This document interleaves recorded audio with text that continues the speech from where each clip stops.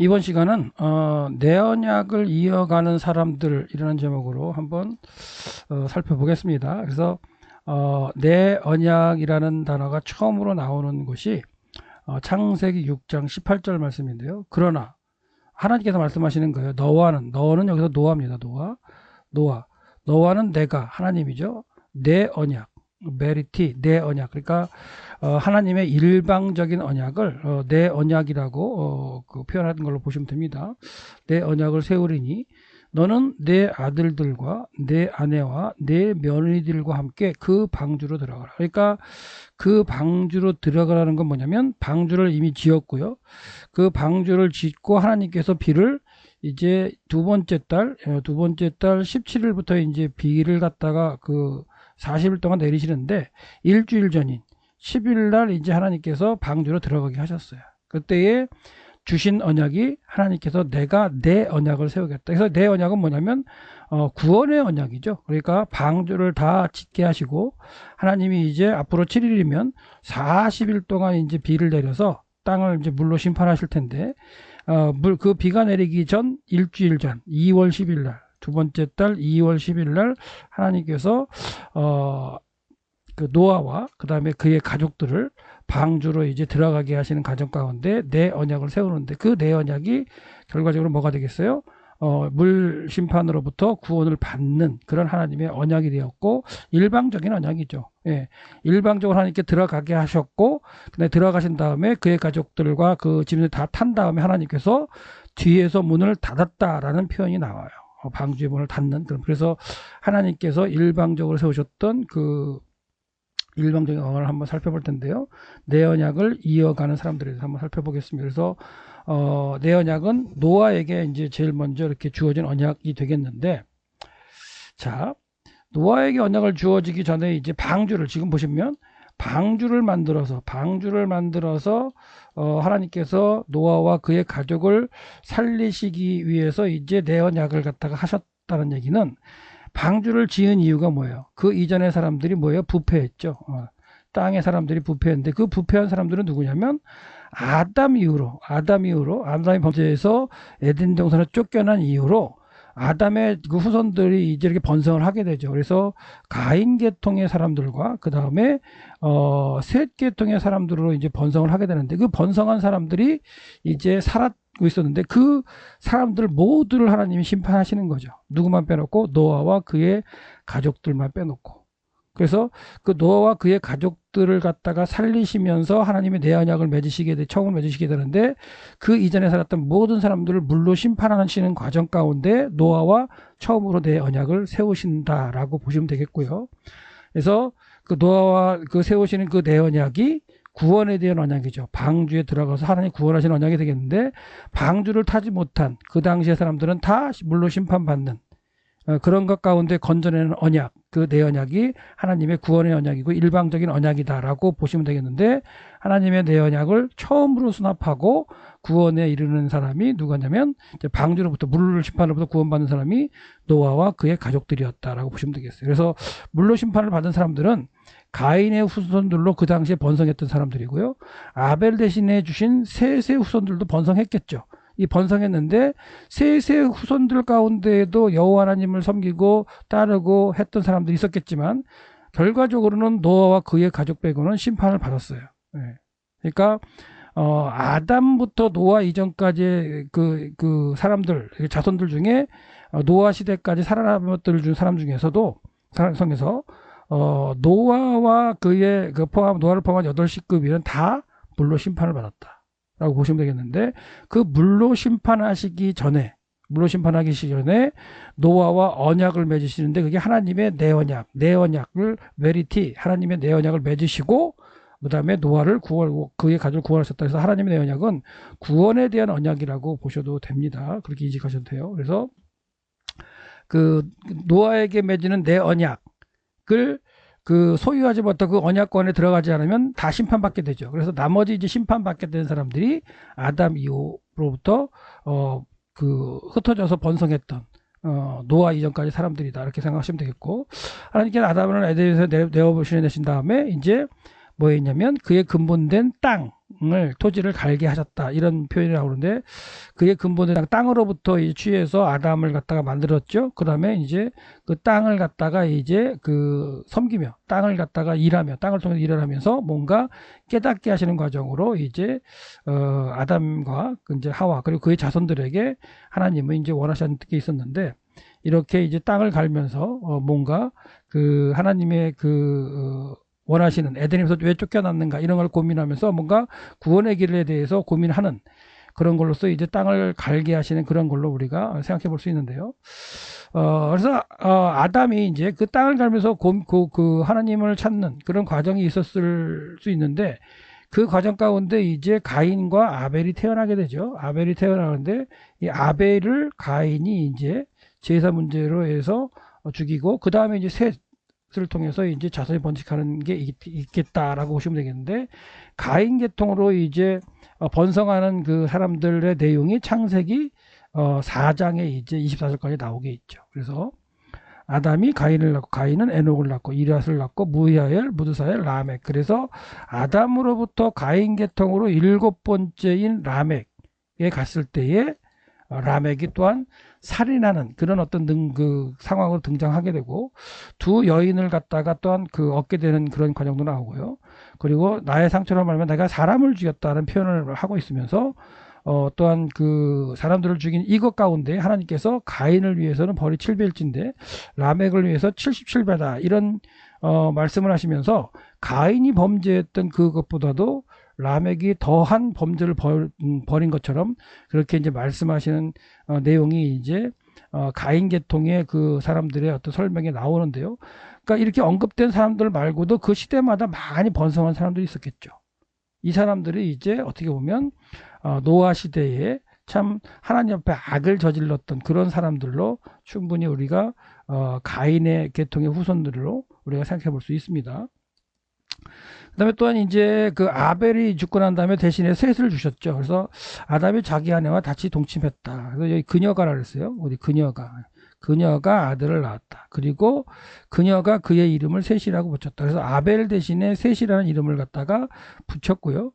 그러면서 이제 셋도 그 다음에 아들을 낳았고 그의 이름을 에스라고 했다. 그때의 사람들이라는 번역보다는 직역을 하면 그가기 때문에 그가 비로소 여호와 이름을 불렀다. 그래서 이 그가가 될 수 있는 사람은 셋이나 아니면은 에노스일 텐데 셋이 아들을 낳아서 에노스로 이름 짓고 아마도 여호와 이름을 그때 부르면서 여호와를 경외하는 그런 모습으로 한다면 아담에서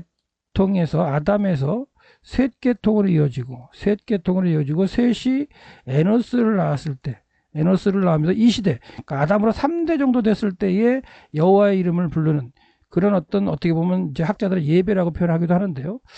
이 이후로 계속해서 이제 7대가 되었을 때 에녹이 나옵니다. 그래서 아담으로부터 7번째의 에녹이 나오고요. 이 에녹은 하나님과 300년 동안 동행하다가 이제 하나님이 데려가시는 그런 과정이 이제 있겠죠. 그러니까 어떻게 보면 아담부터 에녹까지 7대 손까지는 어떻게 보면 하나님 여호와의 이름을 부르면서 하나님과 함께하는 예배드리는 그런 생활을 했을 가능성이 있죠. 그 대신 아담으로부터 가인 계통으로 간다면 하나님을 떠나서 살면서 라멕 때에 가서는 아주 그냥 살인을 하는 그런 어떤 커다란 그 죄를 저지르는 그런 모습으로 등장하는 게 또한 대비가 되기도 하는데 이렇게 해서 라멕의 이후에 그 가인 계통은 나오지 않고요. 에녹 이후에는 계속해서 나와서 노아까지 등장하는데 이게 이제 아담으로부터 10대 만에 등장한 노아가 되는 거죠. 그래서 이 10대 만에 등장한 노아가 이제 500세 되었을 때 하나님이 노아를 이제 찾아오셔서 그리고 노아가 셈, 함, 야벳을 낳은 다음에 하나님이 방주를 지으라는 명령을 내리시고 이런 과정 가운데 방주를 짓는 동안에도 사람들이 악해졌는데 이 가인 계통의 후손들도 악해졌을 수 있고요.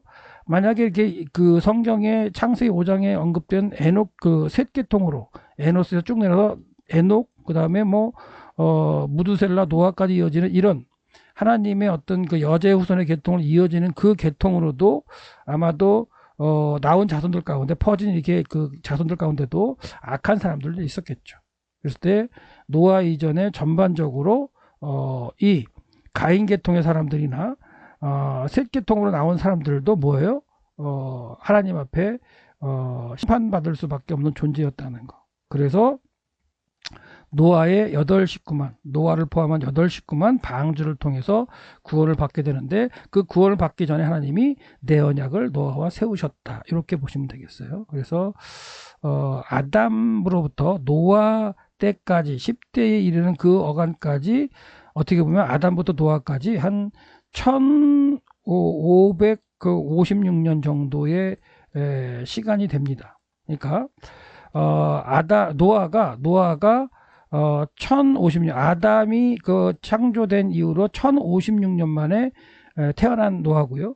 그 다음에 500년이 노아가 500세 되었을 때 하나님이 찾으셨고, 그리고 노아가 600세 될 때 이제 하나님이 물로 심판하시기 때문에 1550년에서 1656년, 그러니까 아담이 창조된 이후에 1656년 만에 하나님께서 세상이 약해져서 물로 심판하시는 과정 가운데 있는데, 그 심판하시는 과정 가운데 노아에게 일방적인 하나님의 내 언약을 선포하시고 주셨다. 그리고 그 내 언약을 소유하고 방주에 타서 8명이 살아남게 되었다. 그래서 세상은 이제 노아의 어떤 그 가족들을 통해 다시 한번 또 번성하게 되죠. 그러니까 아담으로부터 번성됐던 이 세상은 노아의 물 심판으로 해서 이미 이제 다 심판을 받고 죽게 되고, 홍수 이후에 하나님의 내 언약을 통해서 홍수에서 이제 구원을 받은 그 노아의 8명의 식구들, 그러니까 세 아들들이죠. 세 아들을 통해서 다시 또 세상은 이제 또 번성하게 된다. 또한 노아와 그의 아내가 또 그 자손을 낳을 수 있었죠. 그러니까 그렇게 해서 네 쌍의 부부를 통해서 이제 전체적으로 이제 그 하나님의 어떤 그 심판 후에 세상에 사람들이 번성하고, 그 이후에 이제 노아에게 주셨던 하나님의 내 언약이 어떻게 이제 또한 이제 흘러가겠느냐, 이런 것들도 한번 고민해서 살펴봐야 할 내용들이 되겠습니다. 그래서 아담 자손의 이제 우리가 계보를 한번 생각해 본다면, 창세기 5장 1절에 나오죠. 그래서 이것은 아담의 톨도트다. 하나님이 사람을 창조할 때 하나님의 모양과, 그 다음에 이제 그 하나님의 모양대로 이제 지으셨고, 그 다음에 남자와 여자를 창조하셨고, 그들이 창조된 날에 하나님이 그들에게 복을 주셨다. 그리고 그들의 이름을 사람이라고 불렀다, 일컬으셨다. 그리고 아담이 130세에 자기 모양 또는 자기의 형상을 따라서 아들을 낳아서 셋이라고 했다. 이전에 누가 있었어요? 노아하고 그 가인하고 아벨이 있었죠. 그래서 가인하고 아벨이 있어서 그 내용이 이제 창세기 4장에 등장하는데, 가인에 대한 내용이 없죠. 이제 아벨은 죽었고, 그래서 창세기 5장에 등장하는 아담의 톨도트에서는 이제 130세가 되었을 때 셋을 낳아서 아벨 대신 주신 셋을 통해서 하나님이 이제 그의 그 하나님의 구속의 역사를 이제 이끌어 가시는 그런 모양으로 우리가 생각해 보시면 되겠고, 셋이 또 이제 에노스를 낳고, 이렇게 해서 계속해서 하나님의 구속의 역사가 진행되는 여자의 후손의 계통으로 이제 이어지는 그 혈통을 이제 아담 자손에게 보인 5장에서 볼 수가 있습니다. 자, 그래서 이제 아담에서 셋 계통으로 없는 에노스, 게남, 마할렛, 야렛, 에녹이 돼서 7대 손이었을 때, 그래서 아담으로부터 7번째 되는 사람이 에녹인데 300년 동안 동행하다가 이제 하나님이 데려가셨다. 그 내용이 이제 아담의 돌도트에 기록되어 있죠. 그래서 에녹은 65세에 무두셀라를 낳았다. 그리고 300년 동안 하나님께 동행했다. 히트할라까죠. 스스로 이제 하나님 앞에 걷는, 그리고 자녀를 낳았다. 그리고 365세를 살았는데, 에논이 하나님과 그 히트할라과 동행하더니 하나님이 그를 데려가셨다. 그래서 세상에 있지 않다는 평가를 지금 에녹에게 해주고 있죠. 어떻게 보면 아담의 후손으로 가인을 통한 그 아담의 7대 손까지 갔을 때의 라멕은, 가인을 통한 라멕은 살인자로서 벌이 77배라는 말씀을 듣는데, 아담의 후손 중에 이제 셋계통으로 7대 손인 에녹에 오면은 하나님이 데려가셔서 이 땅에 이제 어떻게 보면 있지 않는, 어떻게 보면 데려가셨을 때 변화겠죠. 변화. 죽지 않고 하나님이 데려가셨기 때문에 이제 어떤 변화를 경험하는 그런 사람으로 에녹이 등장하게 되고, 그 이제 그 에녹이 이렇게 하나님과 동행하다가 이제 하나님 데려가심으로 이 땅에 있지 않은 그런 어떤 내용들이 그 에녹 계통의 후손들, 그 하나님의 구속 역사를 그 따라가는 사람들에게 또 이렇게 전파되고 가르쳐졌겠죠.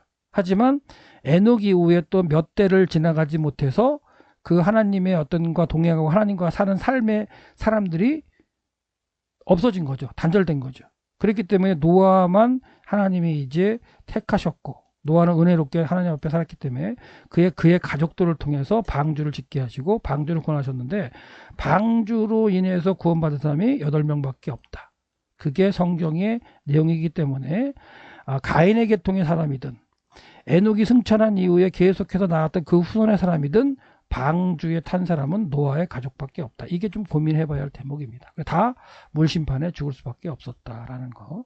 그래서 물로 심판을 받은 세는 누구냐? 아담으로부터 노아 때까지 이르렀던 가인의 계통으로 해가지고 같은 자손이든 셋 계통으로 해서 와가지고 에녹 계통이 이어지고 에녹이 동행하면서 하나님과 데려가시는 그런 과정을 경험하기도 하고 얘기를 듣고 가르침을 받았던 그 세대도 노아가 만든 방주에 타지 못하고 다 심판을 받을 수밖에 없었다. 노아와 그의 가족 8식구만 구원을 받았다. 물로부터. 그리고 그 노아의 가족 8식구가 방주에 들어가기 전에 하나님께서 하나님의 내 언약을 노아와 약속하셔서 구원받는 언약을 주셨는데, 하나님의 일방적인 언약으로 하나님 말씀에 순종한 노아가 이 하나님의 내 언약을 수납하게 되었다. 그 정도로 생각하셔서 처음에 하나님의 내 언약으로 등장하는 그 언약을 수납하는 사람은, 구원에 대한 어떤 그 하나님의 언약을 수납한 사람은 노아였다는 거, 그렇게 보시면 되겠습니다. 그리고 이제 그 노아를 갖다가 이제 설명할 때 이렇게 돼 있죠. 노아의 톨도트다 족보다 노아는 의인이요 당대의 완전한 자였다. 그러니까 아까도 얘기했지만 셋 계통으로, 에녹 계통으로 해가지고 계속해서 그 태어난 사람들이 많을 텐데, 그 많은 사람들 가운데도 노아만이 당대의 의인이었다. 그래서 의인으로 하나님의 그 하나님 구속의 역사를 갖다가 수납하고 그것을 하나님과 동행하면서 하나님의 말씀을 이룰 사람이었다. 그래서 노아는 하나님과 동행했다. 이 히탈라크거든요. 이게 에녹이 300년 동안 하나님과 동행했다 할 때 쓰인 그 동행, 할라크의 히트파이력입니다. 그래서 히트할라크, 그가 하나님과 스스로 동행했다. 에녹에게 하셨던 말씀을 노아에게 적용하면서 노아가 그렇게 동행했기 때문에 하나님께서 그에게 방주를 지으라는 명령을 하시고, 그 방주를 지으라는 명령을 들은 가운데 노아가 거의 100여 년, 100년이 안 되는 그 기간이지만 방주를 짓고 하나님 말씀을 믿고, 그 다음에 그 방주를 통해서 하나님의 물심판을 통해서 구원을 받았다. 그의 아들들과 그의 자부들이. 그렇게 보시면 되겠습니다. 그래서 노아를 갖다가 하나님께 은혜롭게 보셨을 때 그때 온 땅이 하나님 앞에 부패했다. 이 부패한 거는 가인의 계통의 자손들만 부패한 게 아니에요. 하나님을 인식하고 하나님을 300년 동행하던 그 에녹의 후손들도 부패해진 거예요. 고민을 하셔야 됩니다. 믿던 사람들도 부패해졌다는 얘기예요. 그래서 포악이 땅에 가득했다. 그 가운데 노아만 하나님이 돌아봤을 때 의인이었고 완전하고 하나님과 동행하던 사람이었기 때문에 그를 택해서 하나님이 이제 구속 역사를 진행하셨다. 하나님의 내 언약을 노아에게 주시고 그 가족을 구원하셨다. 이렇게 보시면 됩니다. 그래서 하나님이 보신즉 땅이 부패하였으니 이는 땅의 모든 혈육이 행위가 부패했다. 그래서 하나님 노아에게 이르시되 모든 혈육 있는 자의 포악함이 땅에 가득함으로 그 끝날이 내 앞에 이르렀다. 그래서 내가 그들을 땅과 함께 멸하겠다고 말씀하시면서 너는 고페르나무. 그래서 이제 너는, 이게 개역 성경에서는 뭐였죠? 너는 무슨 나무로 짓나요? 제가 갑자기 까먹었는데, 하여튼간 고페르나무로 잣나무였나요? 하여튼간 고페르나무로 너를 위하여 방주를 만들어라. 그 안에 칸들을 막고 역청은 안팎을 치라. 이게 하나님의 명령입니다. 그러니까 500세 된 이후에 셈과 함과 야벳을 낳고, 그리고 셈과 함과 야벳이 그 아내들과 결혼을 해서 그의 며느리, 노아의 며느리 자부들이 있었다면, 자부들이 있는 상태에서 하나님이 이 명령을 하셨다면, 노아가 한 520세 되었을 때에 받은 명령일 가능성이 있는 거죠. 이렇게 본다면 방주는 한 80년 정도 짓는 게 되겠고, 노아가 500세 된 때에 하나님이 이 명령을 하셨다면 100년 동안 이제 방주를 짓게 되는 거죠. 아들이 없어. 근데 이제 하나님께서 말씀하실 때 보면 내가 홍수를 땅에 일으키고 다 심판하리라 했는데, 그렇게 하시면서 한 얘기가 뭐, 너와는 내가 내 언약을 맺겠다. 세우겠다. 베리티. 너와 세울 텐데 너는 내 아들들과, 이렇게 했을 때 이 아들들이 있다고 볼 수 있겠죠. 그리고 내 아내와 내 며느리들과 함께, 그러니까 며느리가 세 며느리가 다 있었던 상태에서 하나님이 내 언약을 세우셨다고 본다면, 이때가 방주를 지으라는 명령이 나온 때라면 이 며느리들이 다 있어야 되기 때문에 한 세 명의 아들들이 태어나고, 이 세 명들의 아들들이 다 성장해서 결혼을 할 수 있으려면 한 20년 정도를 본다면, 노아 이 520세쯤에 이런 언약의 말씀을 하나님께서 이제 세우셨고, 그 이후로 노아가 방주를 짓게 되죠. 그리고 방주를 짓고, 방주를 다 완성하고, 방주만 짓는 거 아니에요. 또한 먹을 식량을 준비해야 됩니다. 식량을 준비하고 기다리던 어느 날 하나님이 이제 나타나셨는데, 그게 노아 600세 두 번째 달 10일 날 하나님이 나타나셔가지고 이 언약을 하나님이 다시 넌 방주로 들어가, 이렇게 말씀하고 있는 상황일 수 있습니다. 그래서 그렇게 이제 하신다면, 방주를 짓는 기간과 내지는 이 내 언약에 말씀하실 때가 언제냐, 이런 것들도 한번 생각해 볼 수 있는데, 제일 빠른 기간으로 본다면 노아 500세라고 볼 수 있겠고요. 그 다음에 늦는다면 뭐 한 520세, 노아 520세 정도 이제 볼 수가 있겠고, 그렇죠? 예, 그렇게 이제 생각할 수 있습니다. 그러면서 하나님께서 이제 하나님께서 말씀하신 대로 노아가 방주를 지어서 이제 구원을 받죠. 40일 동안 비가 오고, 그렇죠? 그다음에 150일 동안 이제 물이 내리기 시작한 전부터, 비가 내리는 게 이제 2월 17일부터 비가 내리잖아요. 그래서 150일 동안 물이 차 있어서 7월 17일 날 이제 물이 감하기 시작하는데, 이때 이제 아라렛산에 도착하죠. 7월 17일 날. 이게 딱 150일 기간입니다. 그리고 150일 동안 이제 물이 감하기 시작하죠. 감하기 시작하는 그런 과정 가운데 이제 사건이 있고, 그 다음에 2월 27일 날 이제 하나님께서 방주에서 노아와 그의 가족들과 다 이제 짐승들을 내리게 하시고, 그렇게 하신 다음에 노아와 그 아들들에게 말씀하시는 내용이 뭐냐면, 번성하라, 땅에 충만하라예요. 이거는 아담을 창조하시는 후에 말씀하셨던 번성하라, 충만하라고 같은 거죠. 이제 어떻게 보면 물 심판 후에 살아있는 사람들은 노아와 그의 가족들이기 때문에, 그 노아와 그의 가족들을 향해서 하나님께서 번성하라고 충만하라고 말씀하고 계시는 거예요. 그래서 홍수 심판 후 하나님께서 노아와 그의 아들들에게 다시 하나님께서 내 언약을 다시 맺으신다는 거예요. 다시 맺으시는데, 그 내용을 살펴보면 하나님이 노아와 그의 아들들에게 복을 주시며 그들에게 이르시되 생육하고 번성하여 땅에 충만하라. 이게 이제 하나님의 명령이고요. 아담에게 주셨던 명령처럼 너희는 생육하고 번성하여 땅에 충만하고 가득하여 그 중에서 번성하라. 그래서 9장 1절과 9장 7절에 이렇게 번성하라고 말씀하시고, 이제 그 이후에 8절에 보시면 하나님이 노아와 그와 함께한 아들들에게, 세 아들들이죠. 세 아들들에게 말씀해 주시되 내가 내 언약을 너희와 너희 후손과 너희와 함께 모든 생물 곧 너희와 함께한 새와 가축의 땅, 그러니까 방주를 탔던 모든 그 생명체의 후손들이죠. 사람이건 짐승이건 다 후손들. 그 후손들에게 뭐 하냐면 언약을 세우겠다는 거예요. 언약을. 그래서 어떻게 보면 짐승들을 다 대표해서 사람으로서 노아와 이제 그 생명 있는 것들이, 노아와 그의 그 세 아들들이 하나님 앞에서 언약을 맺는데, 그게 하나님의 일방적인 언약을 다시 세우시는 거예요. 이건 뭐냐? 내가 다시는 물로 심판하지 않겠다. 그래서 땅을 멸할 홍수가 다시는 있지 않겠다. 그러니까 그걸로 심판하지는 않겠다. 그리고 구원하시겠다는 그런 개념으로 하나님이 다시 내 언약을 세우셨다는 거. 그렇게 보시면 되겠고요. 그 다음에 이렇게 내 언약을 세웠던, 그러니까 처음에는 노아에게만, 그렇죠?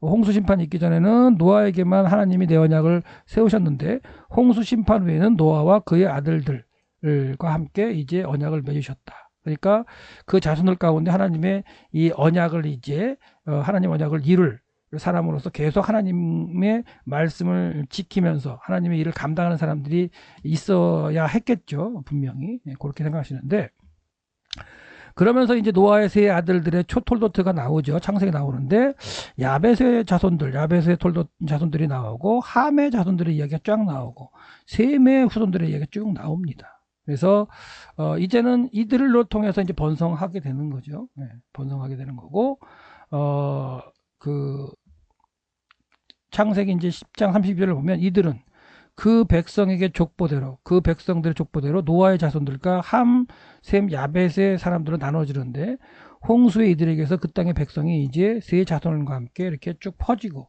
나누어지는 그런 과정이 있습니다.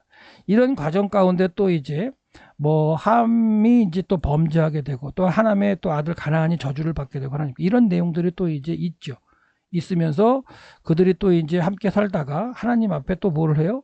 또 죄를 범하죠. 그래서 흩어지는 걸 면하기 위해서 또 이렇게 높은 대를 쌓고 하늘에 닿게 하고 우리가 흩어짐을 면하지 않을 때 하나님께서 언어를 흩으시고 혼잡게 하시고 사람들을 다 흩어버렸던 그런 어떤 사건이 창세기 이제 11장 1절부터 9절에 그러니까 노아의 아들들의 톨도트의 마지막 부분에 이 내용이 나와요. 그래서 노아의 아들들의 톨도트는 뭐냐면 그 마지막에 강조하고 있는 건 뭐냐면 하나님께서 흩어버리시는 그런 상황이 나오고 그 흩어버렸다는 건 또한 어떻게 보면 범죄해서 그러니까 노아 이후에 번성한 사람들이 이제 또한 그 번성하면서 하나님 앞에 죄를 짓고 하나님이 언어를 혼잡케 하시고 흩어버리시는 그런 사건이 있었죠. 그래서 여호와께서 거기서 그들을 온 지면에서 흩어버리셨다. 그리고 흩어버리시전에 땅의 언어를 하나였는데 이제 여러 가지로 이제 혼잡케 하셨던 거죠. 하나님께서 예, 바벨탑의 모습이라고 그 보여지는 이제 지구라스의 이제 그 고고학적인 형태고요. 예, 이런 식으로 되었을 거다라는 얘기가 있고, 그 다음에 이제 이렇게 흩어버리실 때 상황을 생각해 본다면, 노아의 그 세 아들들의 톨도트 얘기에서 마지막에 셈의 내용이 나오는데, 이런 표현이 나오죠. 셈은 에벨 온 자손의 조상이다. 그러니까 에벨은 셈의 후손은 맞아요.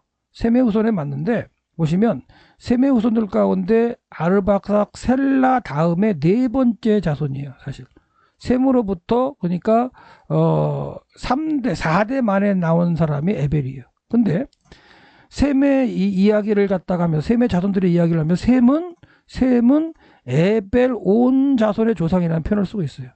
그러니까 이 에벨을 이제 모세는 중요하게 생각한 거죠. 근데 이 에벨 때에 세상이 나눠져요.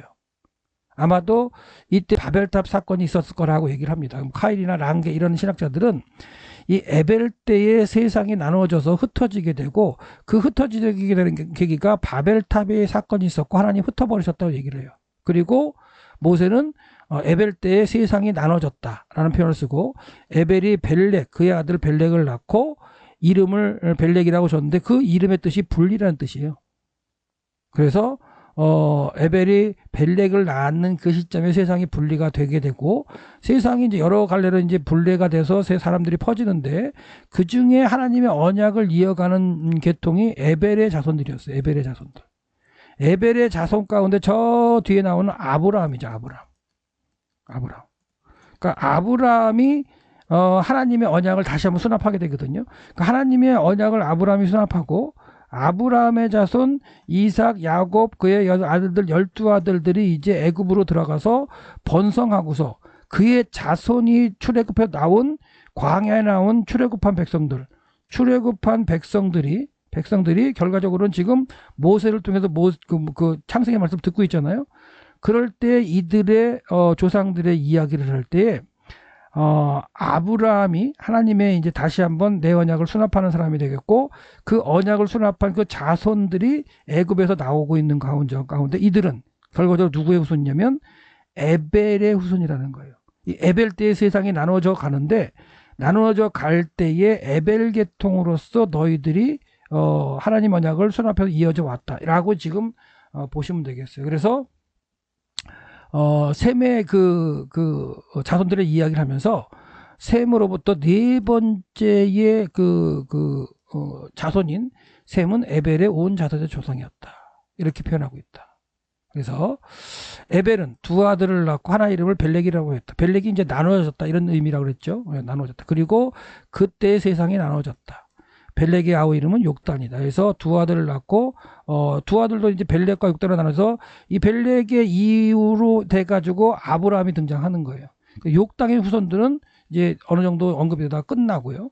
그리고 벨렉 계통으로 해서 아브라함으로 해서 이삭, 야곱, 요셉이 나오고 그의 아들 그 12아들 야곱 12아들이 나오고 그리고 그의 후손들이 430년 만에 이제 애굽에서 출애굽한 상태에서 이 창세기의 말씀을 듣는다라고 생각하시면 되겠어요. 그래서 에벨 시대에 이제 세상이 나눠졌고 이 시대에 아마도 바벨탑 사건이 있었겠다. 그러면 보시면 이제 셈 계통으로 노아를 통해서 이제 셈 계통으로 이제 하나님의 뜻이 흘러갔고 아르박사 셀라 에벨로 흘러갔어요. 그리고 벨렉을 흘러갔죠. 욕단으로 흘러갔지 않고요. 그다음에 벨렉을 흘러갔는데 벨렉의 다음에 르, 스룩, 나올까지 흘러가는데 그다음에 데라가 태어나는데 이 데라는 뭐 했어요? 이방신을 섬겼다고 얘기를 하고 있어요. 이방신을 섬기고 있다면 그의 아들인 아브라함도 결과적으로 같이 이방신을 갖다가 섬길 수밖에 없었겠죠. 그렇다면 에벨까지는 하나님의 뜻을 따라 잘 섬기고 왔었는데 세상이 나눠지면서 그 에벨 계통의 그 혈통을 이어갔던 벨렉, 르, 스룩, 나올 이 시대어가 언제쯤에는 다른 신을 수납하게 되는 그런 과정이 있었겠고 데라 시대에는 데라는 다른 신을 섬길 수밖에 없었어요. 그리고 그의 아들인 아브라함과 나올과 하란은 또한 그런 다른 신을 섬길 수밖에 없는 상황이 됐겠죠. 예. 그 가운데 하나님이 이제 아브라함을 찾으신 거예요. 예. 그리고 그 아브라함이 99세 때 되셨을 때 하나님이 나타나서 내 언약을 다시 한번 세우게 되는 그런 과정이 있는데요. 그래서 홍수 이후에도 셈, 함이 있고 야벳이 있는데 함의 자손들도 계속해서 번성했겠고요. 야벳의 후손들도 번성했어요. 근데 이 함의 후손이나 야벳의 후손은 하나님의 직접적인 하나님의 그 언약을 갖다 이어가는 계통의 그 세대는 아니었고요. 셈으로부터 이어졌는데 셈으로부터 하나님의 언약을 이어져 가던 중에 에벨 이후 시대의 세상이 나눠지면서 그 어느 때인가 또 하나님을 다 잊어버려서 모든 사람이 다 잊어버리는 그런 형국의 상황이 될 수 있었다는 거. 그런 과정 가운데 아브라함이 또한 어떻게든가 어떻게 했는지 모르겠지만 하나님의 언약의 말씀을 이렇게 접하는 그런 과정이 이제 생길 수 있었겠죠. 그런데 이런 경우는 아마도 셈이나 노아를 통해서도 전파되었던 그 메시지를 아브라함이 직접은 아니지만 간접적으로 그 하나님과의 관계된 말씀을 들었을 가능성이 있습니다.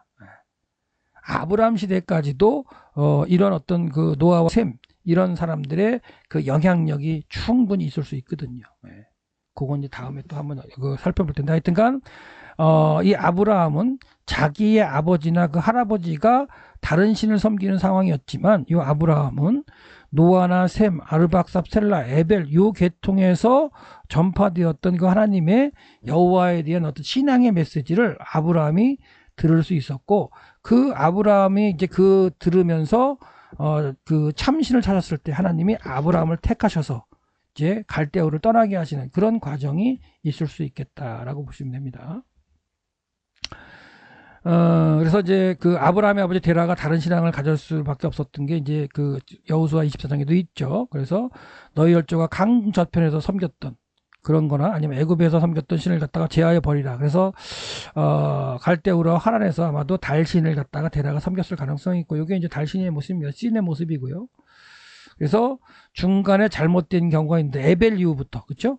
에벨 이후에 세상이 분리가 되면서 그 노아나 셈으로부터 이렇게 이어져 왔던 신앙의 모습이 에벨 이후에 이렇게 다른 신을 섬기는 모습으로 흘러갈 수가 있었겠다. 그래서 데라는 다른 신을 믿고 있었다라고 보시면 되겠고 그 다음에 그의 아들 아브라함은 노아나 셈으로부터 전파되었던 그런 어떤 여호와 유일신 하나님의 신앙을 아브라함이 간접적으로 이제 수납할 수 있었고 그렇게 수납했던 아브라함을 하나님께서 갈대우라를 떠나게 하시는 그 떠날 때 먼저 이제 그의 아비 데라와 같이 떠나게 하셨던 것도 생각해 볼 수 있어요.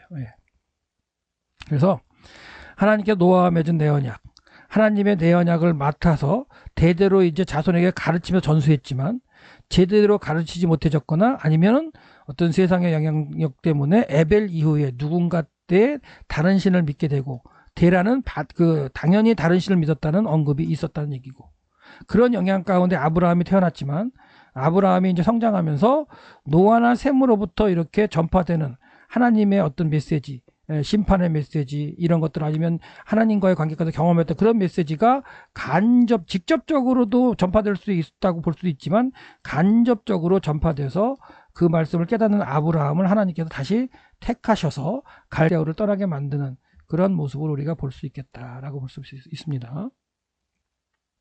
근데 이제 그 갈대아우르에서 떠날 때, 갈대아우르에서 떠날 때에 그 아브라함이 주도적으로 해서 떠나지는 않죠. 창세기 11장 그 후반부에 갈대아우르를 떠날 때는 데라를 중심으로 떠나게 되어 있어요. 그래서 데라를 중심으로 해서 아브라함과 그의 아내 사레와 롯이, 그리고 그의 이제 많은 가족들이 있었겠죠. 종들이 있었겠죠. 떠나서 가나안 땅으로 가기 위해서 이렇게 땅을 옵니다. 와서 이 땅을 지나가서 하나님의 약속의 가나안 땅으로 들어갔어야 되는데, 이 하란에 왔을 때 데라가 하란에 머물면서 지체를 하게 돼요. 데라의 이름 자체의 뜻이 지체하다인데, 지체하게 되고, 여기서 지체할 때 하나님이 다시 아브라함에게 찾아오셔서 본토 친척 아비집을 떠나라, 창세기 12장 1절부터 4절까지 말씀 가운데 이제 하란에 머물고 있는 데라를 아브라함이 떠나서 가나안 땅으로 들어오게 되는 과정이 있죠. 그래서 갈대아우르하고 하란에 두 번의 어떤 하나님께서 아브라함을 부르시는 과정이 있겠다라고 보시면 되겠습니다. 그래서 데라는 약속의 땅에 들어갈 수 있어요. 하나님의 구속의 언약을 그 수납해서 이룰 수 있는 사람이었지만 중간에 하나님에 머물면서 지체함으로 거기서 죽게 되죠. 200옷을 향해서 죽게 되고, 아브라함은 그 전에 이제 떠나서 약속의 땅에 들어와서 하나님의 이 내 언약을 이제 수납하게 되는 과정이 있습니다. 예, 하란에 위치한 터키에 위치한 하란에 이렇게 발굴해 보면은 에블라 문명 이런 것들이 나오고요. 그래서 에벨의 후손을 통해서 이렇게 형성됐던 그런 문화가 아닐까 하는 그런 어떤 분석을 하는 학자들도 있습니다. 그래서 또 이때 이제 에벨은 제대로 된 하나님을, 여호와를 찾는 그런 상황이었다면, 이 하란을 지나가면서 다시 또 아브라함이 또한 이런 정보들을 갖다가 접할 수 있었겠죠. 여호와 하나님에 대한, 성경에는 정확하게 나타나지 않지만 학자들은 그런 얘기를 합니다. 그래서 하란에 머물 때 하나님께서 아브라함에 다시 나타나셔서 너는 너의 고향과 친척과 아비집까지, 아버지의 집까지 떠나라 얘기를 하죠. 그래서 내가 내게 보여줄 땅, 지시할 땅으로 가라. 내가 너로 큰 민족을 이루고 내게 복을 주어 내 이름을 창대케 하리니 너는 복이 될지다. 너를 축복하는 자에 내가 복을 내리고 너를 저주하는 자를 내가 저주하리니 땅의 모든 족속이 너로 말미암아 복을 얻을 것이다.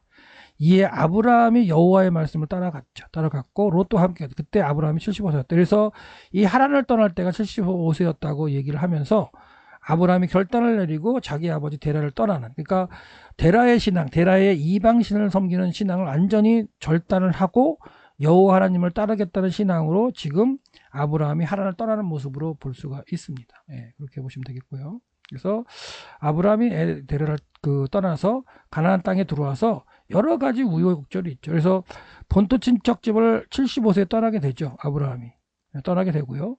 그리고 그 상황 가운데 이제 많은 일들이 벌어져요. 뭐 가나안 땅에 들어와서 일들, 애굽에 가서의 일들, 다시 또 가나안 땅에 들어와서 여러 가지 일들, 뭐 이스마엘을 갖다가 얻는 이런 일들이 다 벌어집니다.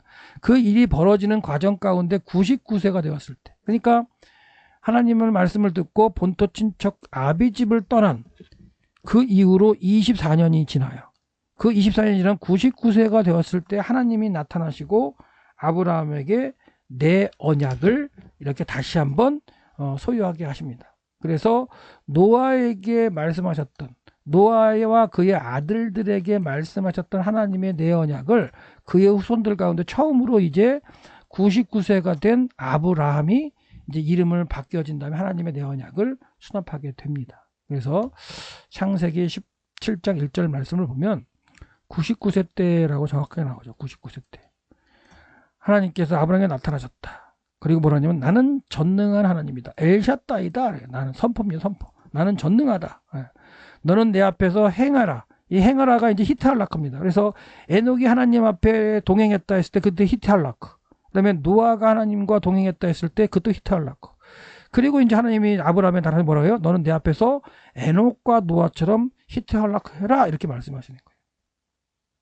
그리고 나중에 이제 하나님께서 이제 아브라함의 믿음을 이제 인정하시고 창세기 22장에서 그리고 24장에 가면 아브라함이 또한 뭐라 그러냐면 그 종을 보내 가지고 리브가를 데려올 때 그 종이 고백하는 것 가운데 내 주인 아브라함은 하나님 앞에서 히트할락했다. 하나님과 동행했다. 이런 표현을 합니다.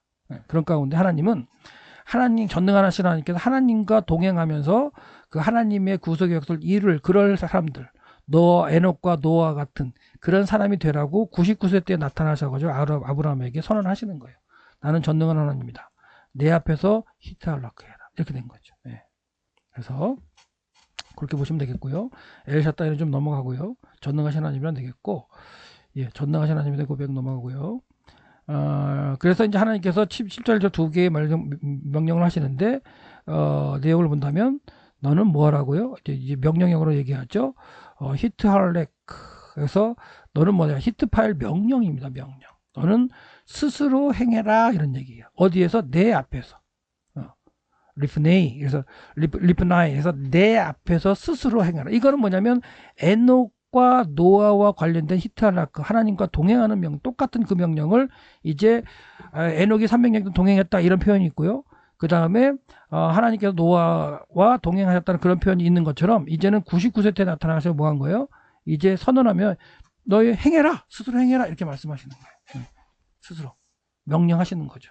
그래서 이제 아브라함이 이렇게 하나님 앞에 이제 스스로 행하는 그 신앙의 어떤 하나님의 내 언약을 그 수납하고 99대 수납하고 그리고 이제 그걸 믿으면서 하나님 앞에 스스로 행하는 과정이 있고 그 다음에 창세기 22장에서 그 이삭을 바침으로 인해서 하나님께 인정하시는 그런 삶까지 가기까지 아직 세월이 많이 남아있죠. 노아를 바치는 사건이 한 아브라함 130세 정도의 사건이라면 130세의 사건이라면 이렇게 하나님의 내 언약을 이렇게 소유하게 되는 과정 가운데 아브라함은 30여 년 정도 또한 하나님 앞에 스스로 하나님과 동행하면서 히트할락하는 그런 일이 필요합니다. 그리고 히트할락하고 그리고 왜 해야 그러니까 뭐 해야 되냐면 이게 이제 비동사죠. 그래서 탐임 그래서 완전해지라는 얘기를 하는 거예요. 완전 탐이면 이제 마치다라는 얘기는 뭔가 이루어지는 거죠. 그래서 네가 내 앞에서 행해서 이루라 이런 명령을 내리시는 겁니다. 그래서 99세 때 이런 명령을 하셨고 그래서 이제 아까 얘기했지만 히트할락 그런 이제 강조면서도 제기 형태인데 이것은 에녹에게 쓰였죠. 하나님과 동행했다 쓰였고 그때 히트할락 그래서 바 이트할렉 하녹 에녹이 히트할락했다. 에트 하 엘로힘 하나님과 이런 표현을 했을 때 처음으로 그 에녹에게 쓰였던 문장이고요.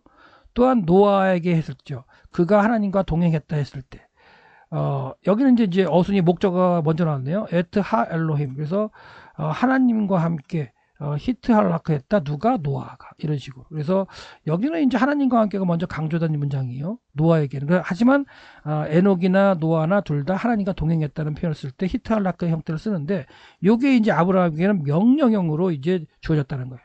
99세 때 너는 내 앞에서 히트할락해라.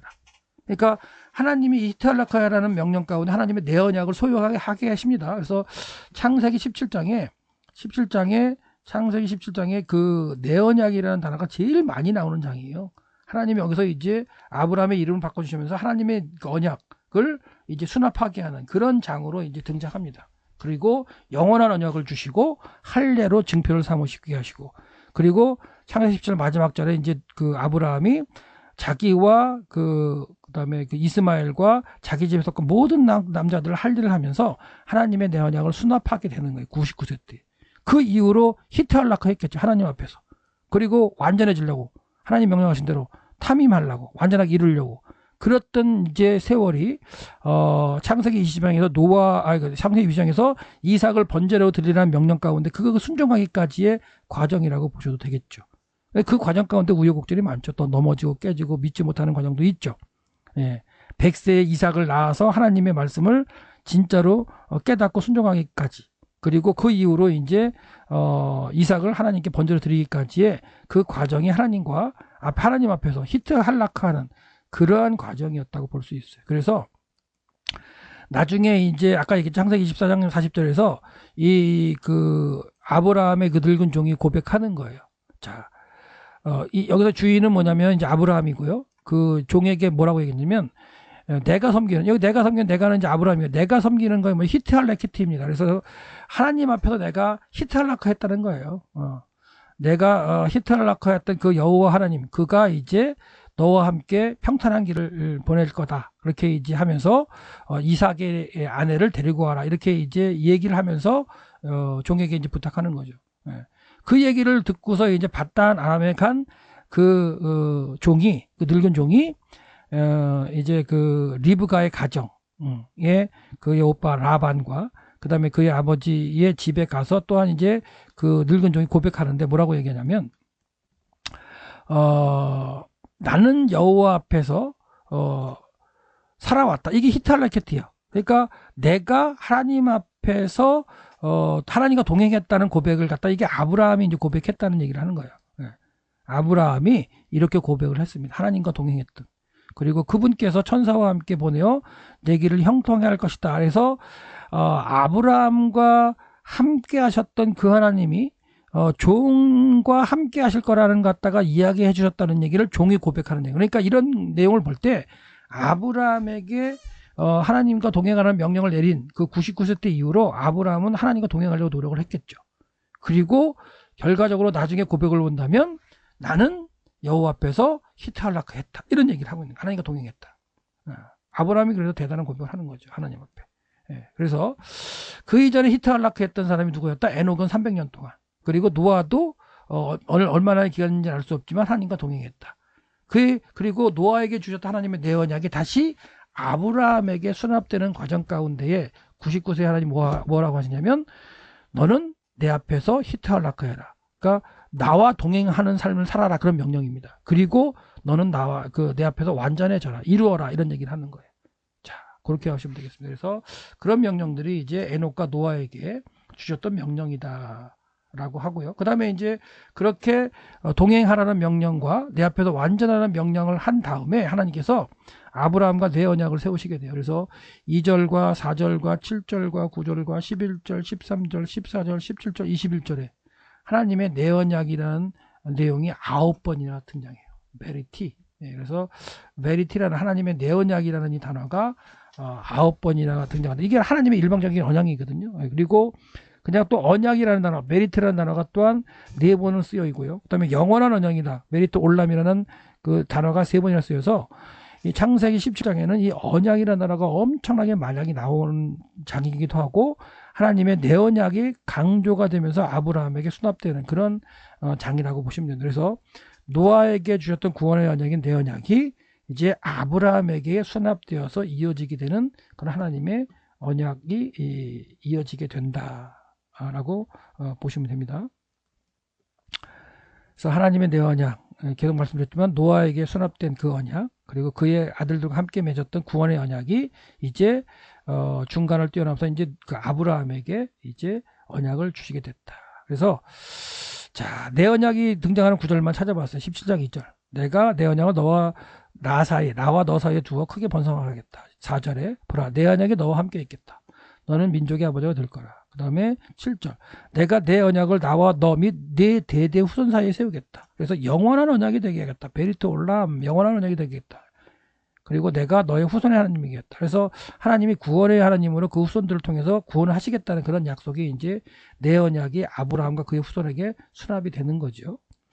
9절. 하나님이 또 아브라함에게 이르시되 그런즉 너는 내 언약을 지켜라. 그리고 내 후손도 대대로 지켜라. 그러니까 하나님의 내 언약이 일방적으로 주어진 상태에서 너희들은 그거를 행해서 완전하게 이루면 된다라는 말씀을 하는 거예요. 그리고 너희 중 남자는 다 할례를 받으라. 할례를 받은 그게 이제 증표가 되는 거예요. 하나님의 내 언약을 수납한 그게 증표가 할례로 나타나고 그리고 이것이 나와 너희 후손 사이에 지킬 내 언약이다. 그러니까 하나님의 내 언약이 하나님이 주신 내 언약이 나와 내 아들 자손들에게 이어진다라고 그런 믿음으로 표현하는 게 할례입니다. 그래서 할례를 한 거는 하나님의 언약이 나와 내 자손에게 흘러간다는 고백입니다. 그래서 너희 집에 모든 남자가 이제 받아라. 하나님의 언약을 갖다가 영원한 언약이 된다는 걸 이제 하시는데, 이거는 이제 자손뿐만이 아니라 종들까지도, 그 아브라함에게 집에 속한 종들까지도 하나님의 언약, 영원한 언약인 내 언약을 소유할 수 있는 그런 과정을 넓혀 주신 거예요. 그래서 돈으로 사는 사람은 누구예요? 종이잖아요.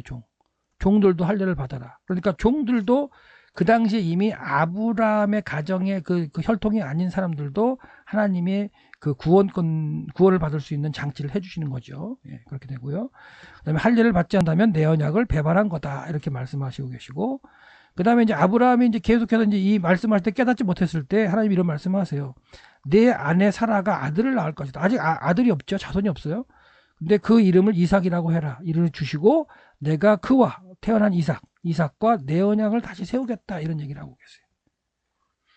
그리고 또 그 후손에게 영원한 언약이 되게 하겠다, 그렇게 하시고, 또한 마지막 절에서 내 언약은 내가 내년 이 시기에 사라가 내게 낳을, 그러니까 하나님께서 아들을 주시겠다는 약속을 하시는 거고, 그 이름을 이삭이라고 할 텐데 하라고 말씀하셨는데, 그 이삭과 내 언약을 다시 세우겠다고 약속하시는 거예요. 그래서 이삭이 이제 흉년을 만난 후에 이제 그랄 땅으로 왔을 때 하나님이 나타나셔서 다시 또 언약을 맺는 과정이 창세기 26장에 나타납니다. 그래서 아브라함에게 수납한 그 내 언약이 이 이삭이 이제 수납하게 되는데, 그 이삭이 하나님을 인격적으로 만나는 그 시기 하나님이 이제 다시 또 이삭과 또한 이제 하나님의 내 언약을 맺으시고요. 그리고 또한 이삭의 아들 야곱에게도 하나님의 내 언약이 이제 수납되게 됩니다. 그런 걸 살펴볼 텐데, 예, 할례는 이제 증표니까 하나님의 내 언약이 나와 내 조상에게 있다는 증표로서 행하는 게 난지 8일 만에 할례를 하면 되는 거고요.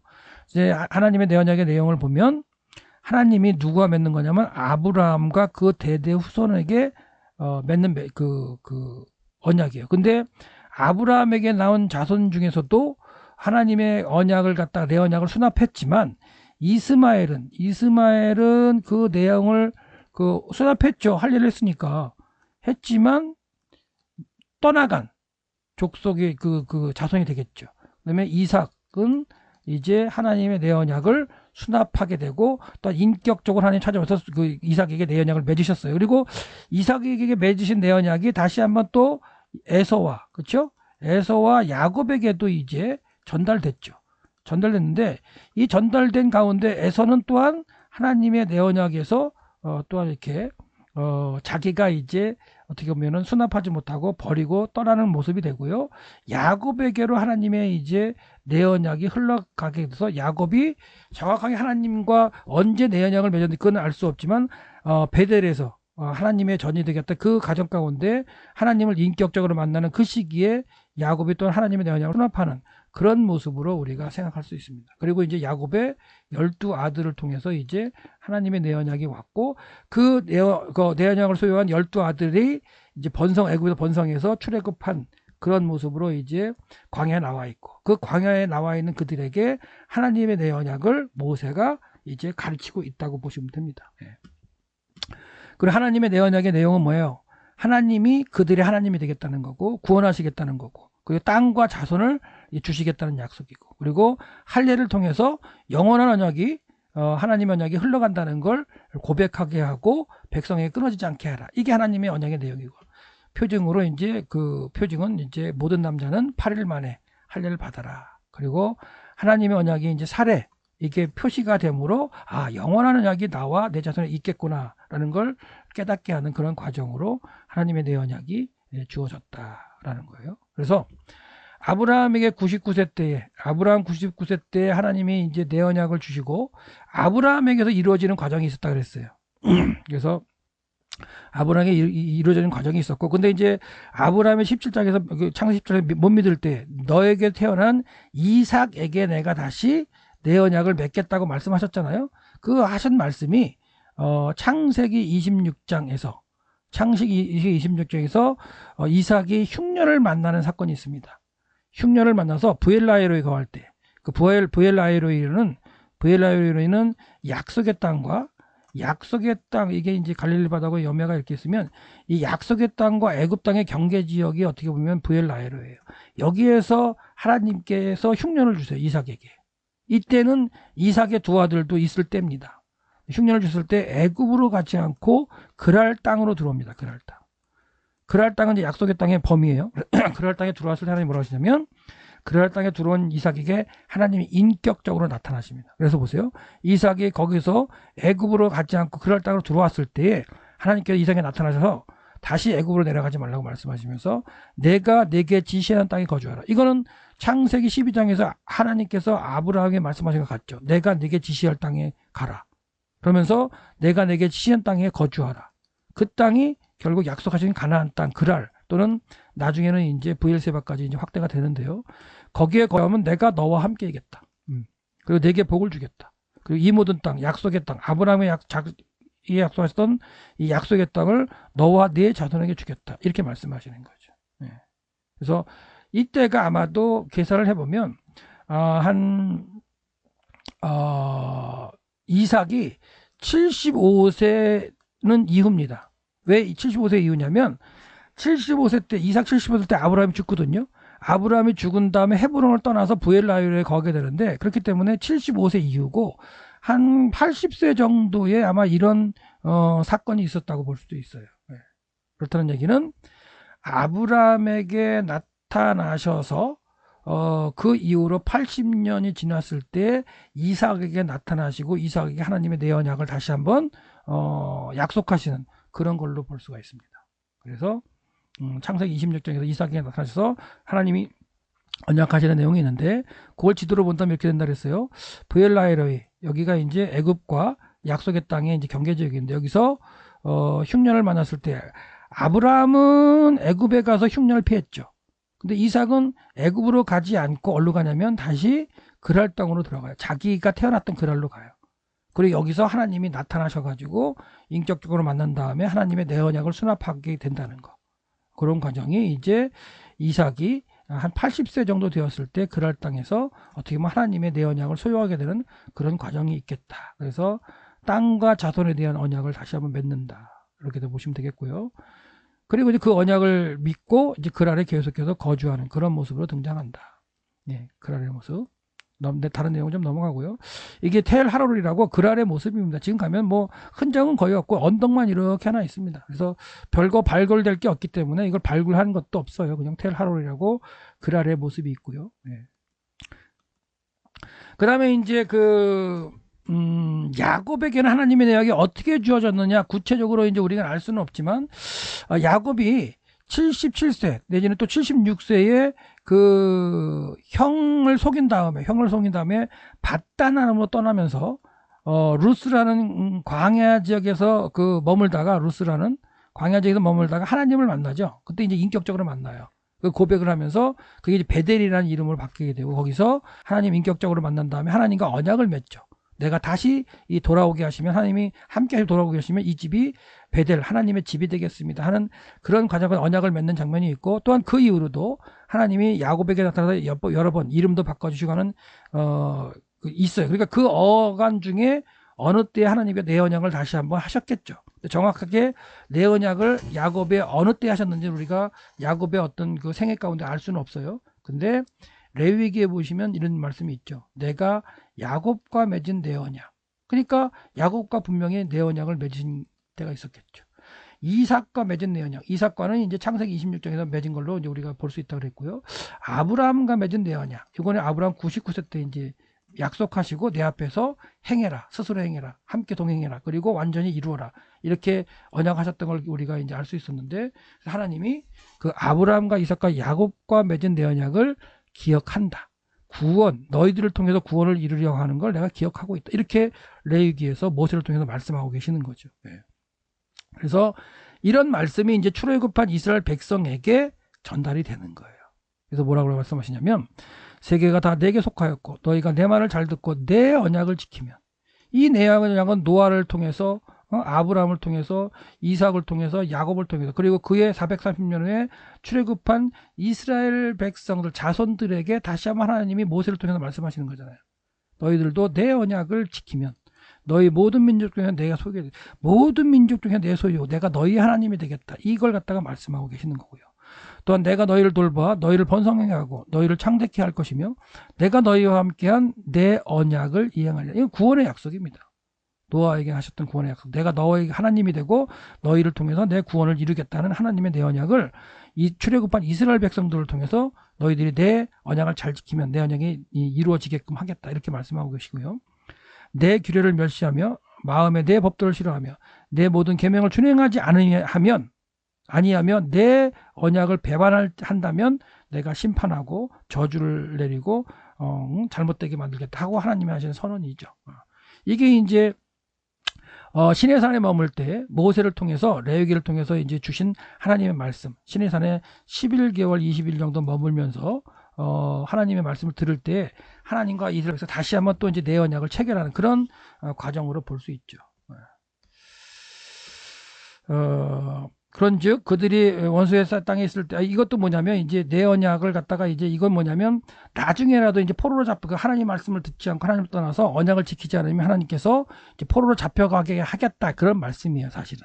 그리고 그런 일이 벌어지게 되는데 그러나 그렇게 포로로 잡혀가게 했을 때에도 아주 멸하지 아니하고 그들과 맺은 내 언약을 패하지 않고 기회를 다시 한번 주겠다는 얘기 말씀하고 있어요.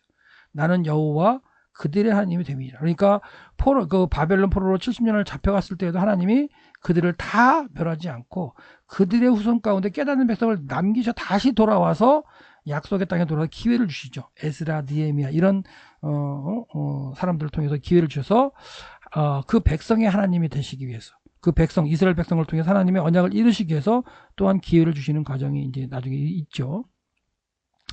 그러면서 또한 뭐 하냐면 신명기를 통해서 정리할 때 모세가 정리할 때 자 내가 그들의 조상이 맹세한 바 적과 꿀이는 땅으로 그들을 인도해 드린 후에 그들이 먹어 배부르고 살찌면 돌이켜 다른 신을 섬기면 다른 신을 섬긴다면 내가 내 언약을 뭐예요?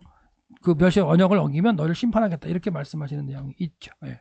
그래서 하나님의 내 언약이 이제 출애굽한 이스라엘 백성들에게 수납돼서 그들의 자손을 통해서 또 하나님의 언약이 이어가고 있다라고 보시면 되는데 그 이후에 이제 하나님께서 또한 다윗 다음에 올라온 솔로몬에게 이제 또한 말씀하실 때 네가 내 언약을 갖다가 또한 지키지 않았다 이런 말씀도 하십니다. 솔로몬이 하나님께서 두 번씩이나 나타나서 솔로몬에게 기회를 주셨지만 솔로몬은 그 기회를 줘버리고 내가 이 솔로몬이죠. 하나님 말씀하시는 거니까 내가 내 언약과 내가 내게 명령한 법도를 지키지 아니하였으니 내가 반드시 이 나라를 빼앗아 내 신하에게 주겠다 했을 때 그대로 여로보암에게 주어지게 되고 분열한 것이 되고 분열한 것이 된 다음에 분열한 것이 돼서 북이스라엘 또 하나님을 떠나 다른 신을 섬기다가 아수르한테 무너지고 남유다도 북이스라엘의 그 멸망을 보고도 왕들이 하나님을 떠나서 다른 신을 섬기다가 이제 바벨론 포로 70년으로 이제 가는 그런 과정 가운데가 생기게 되죠. 그런 어려운 가운데 북이스라엘에게 이제 명령했던 호세아 선지자를 본다면 호세아 선지자가 북이스라엘 백성에게 선포할 때 나팔을 내 입에 댈지어다 원수가 독수리처럼 여호와의 집에 덮치리니 이들은 그들이 내 언약을 어기며 내 율법을 번함하였기 때문에 원수들이 와서 결국 아수르가 와서 북이스라엘을 멸망시키게 되는 그런 과정이 있었다. 그건 뭐예요? 하나님이 그들에게 조상에게 메어졌던 하나님의 내 언약을 지키지 않았기 때문에 심판하신 거예요. 네, 그렇게 보시면 되겠고요. 시편에도 하나님의 내 언약에 대한 내용들이 많이 나옵니다. 그래서 하나님의 내 언약이 그 이스라엘 자손을 통해서 계속해 이루어져 가야 되는데 때에 맞게 그들이 하나님 말씀을 지키지 못함으로 하나님께 심판을 받을 수밖에 없던 그런 내용들이 이제 시편에도 언급이 되어 있고요. 그 다음에 이제 북이스라엘이 망하고 남유다만 남았을 때 하나님께서 예레미야 선지자를 통해서 또한 내 언약에 대해서 말씀하시는데 이미 너희들이 내 언약을 깼다. 그렇기 때문에 바벨론 포로 70년이 정해졌고 그 바벨론 포로 70년을 너희들이 이제 감당해야 된다라고 말씀하실 때 이런 말씀하시는 거예요. 이 언약은 내가 그들의 조상들의 손을 잡고 애굽 땅에서 인도해 된 날에 맺은 것과 같지 아닐 것은 이제 그 출애굽한 사람한 그 백성들에게 내 언약을 맺었잖아요.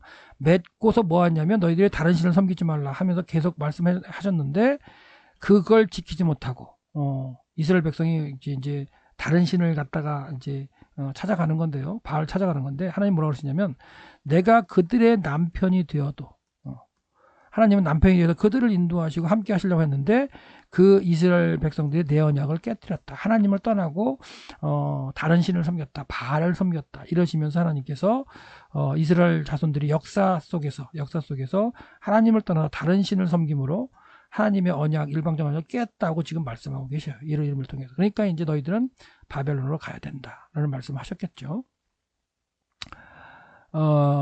근데 이제 그러면서도 뭐라고 하시면 33절에 보시면 그러나 그날 후에 내가 이스라엘 집과 맺은 언약은 이러하리니 내가 나의 법을 그들 속에 두며, 그러니까 잘못해서 바벨론으로 잡혀가겠지만 다시 또 하나님의 법을 그들 속에 두겠다는 거예요.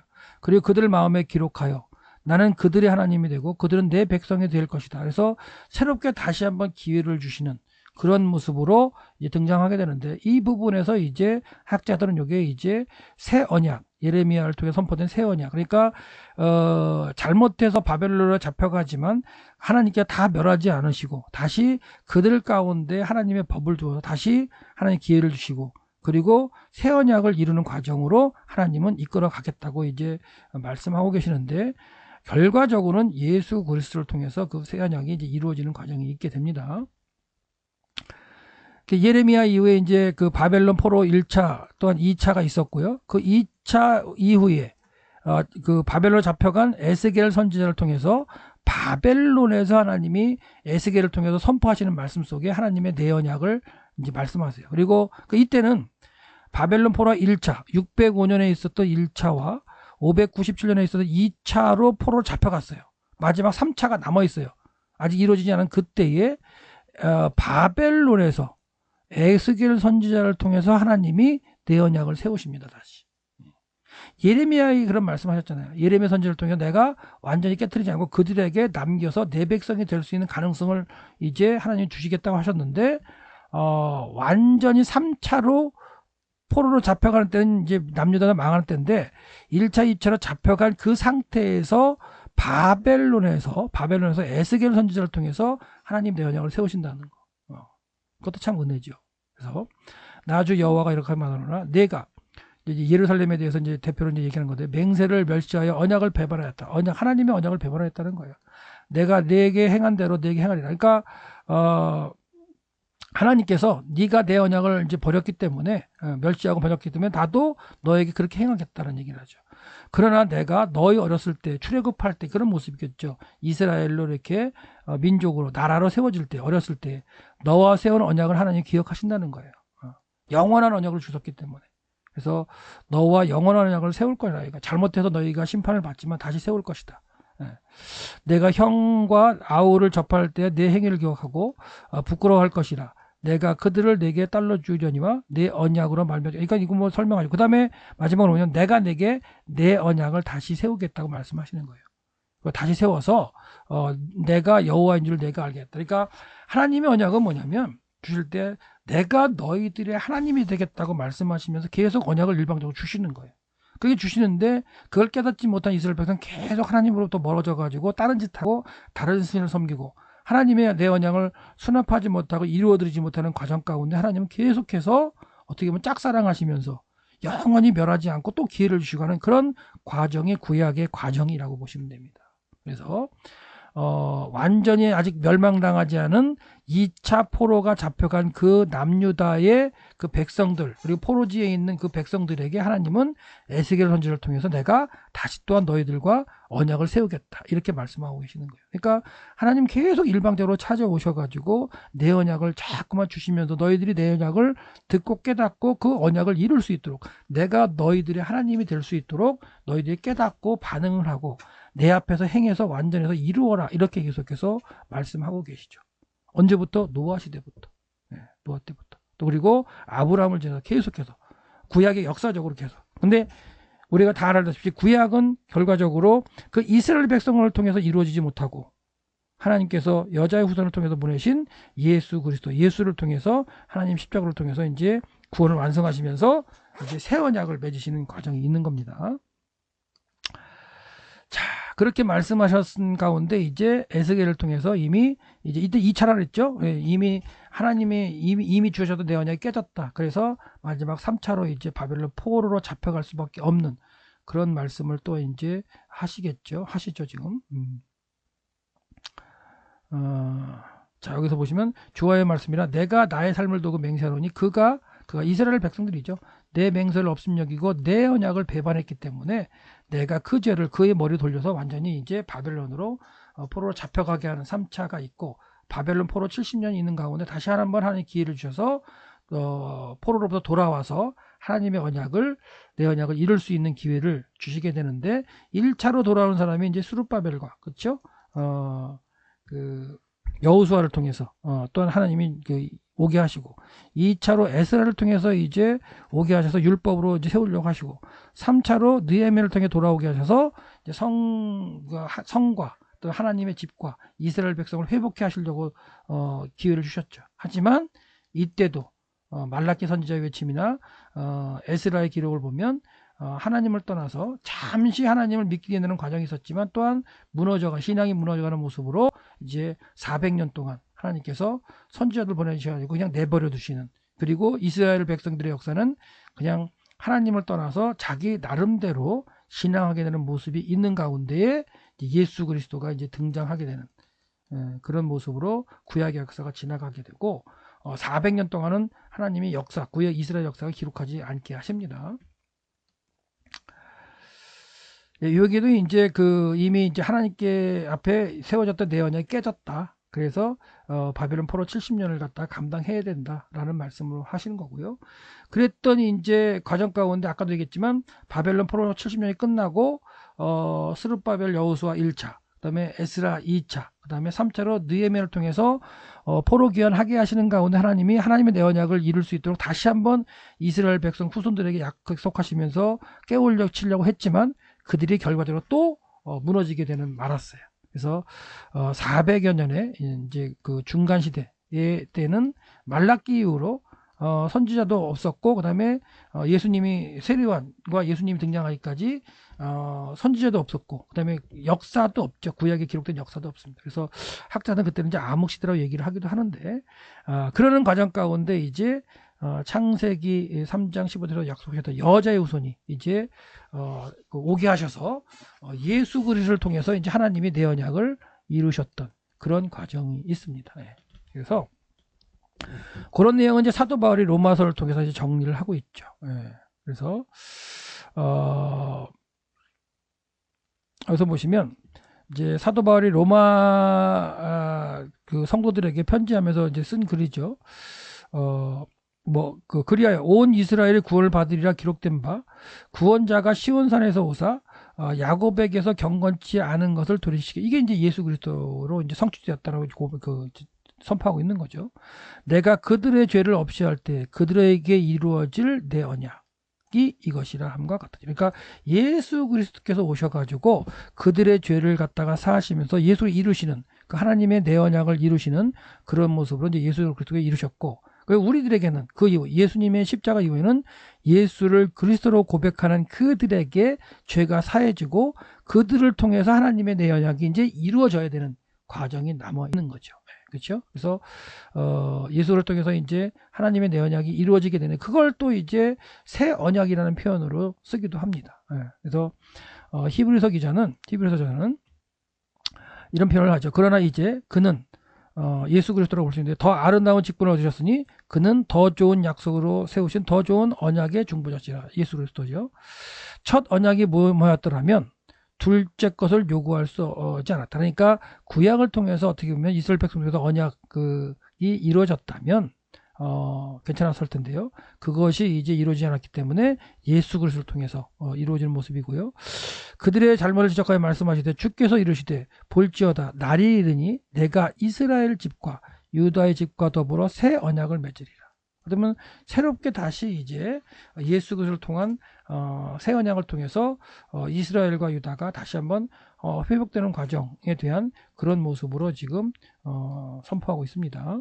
그리고 또 주께서 이르시기를 이 언약은 내가 그들의 열조의 손을 잡고 애굽 땅에서 인도하여 하던 날에 그들과 맺은 언약과 같지 않다. 새 언약이죠, 새 언약.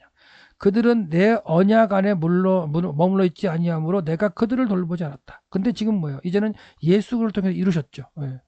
그러면서 주께서 이르시되 그날 후에 내가 이스라엘 집과 맺을 언약은 이것이니 내 법을 그들의 생각에 두고 그들의 마음에 이것을 기록하리라. 나는 그들에게 하나님이 되고 그들은 내 하나님이고. 그래서 지금 이스라엘 백성들은 하나님의 내 언약을 노아로부터 있었던, 또한 아브라함으로 있었던, 또는 모세를 통해서 있었던 그런 내 언약을 아직도 이루겠다고 지금 기다리고 있고, 그다음에 열심히 하고 있죠. 왜? 예수를 그리스도로 인정하지 않기 때문에. 예수를 통해서 이루어진 첫 번째 언약이 잘못된 걸 두 번째 예수를 통해서 이루어서 예수를 그리스도로 고백하는 사람들이 하나님의 내 언약을 소유하고 하나님이 나의 하나님이라는 고백한 가운데 이루어야 하는 그런 과정, 크리스찬, 예수를 믿는 백성들이 있는데 그걸 인정하지 않죠. 지금의 이제 아직 이스라엘 사람들, 유대인들은.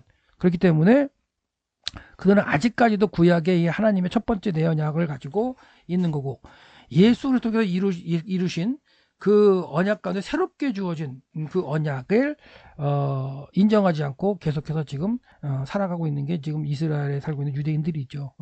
근데 그들을 다시 한번 하나님께서 그들을 하나님의 백성으로 삼으시겠다는 과정으로 지금 선포하고 있어요. 그렇게 된다면 뭐예요? 지금 예수 그리스도를 통해서 새 언약을 수납한 우리 믿음의 사람들이 깨달아서 뭐 해야 돼요?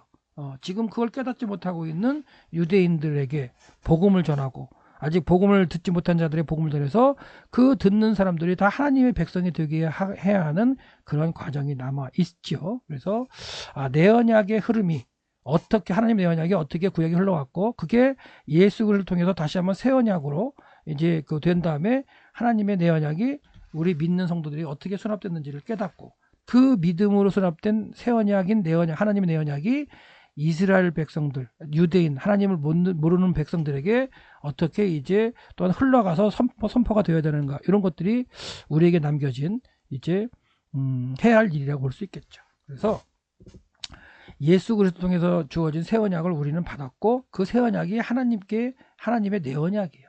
그 하나님의 내 언약이 우리에게 수납되었고, 이 하나님의 내 언약이 우리에게 수납되었다는 것은 하나님이 나의 하나님이시다. 그리고 하나님은 구원을 베푸신 하나님인데 나를 통해서 구원이 전파되어야 된다는, 예수를 그리스도로 하고 선포되는 그런 과정이 있어야 된다는 걸 생각하시면 되겠습니다.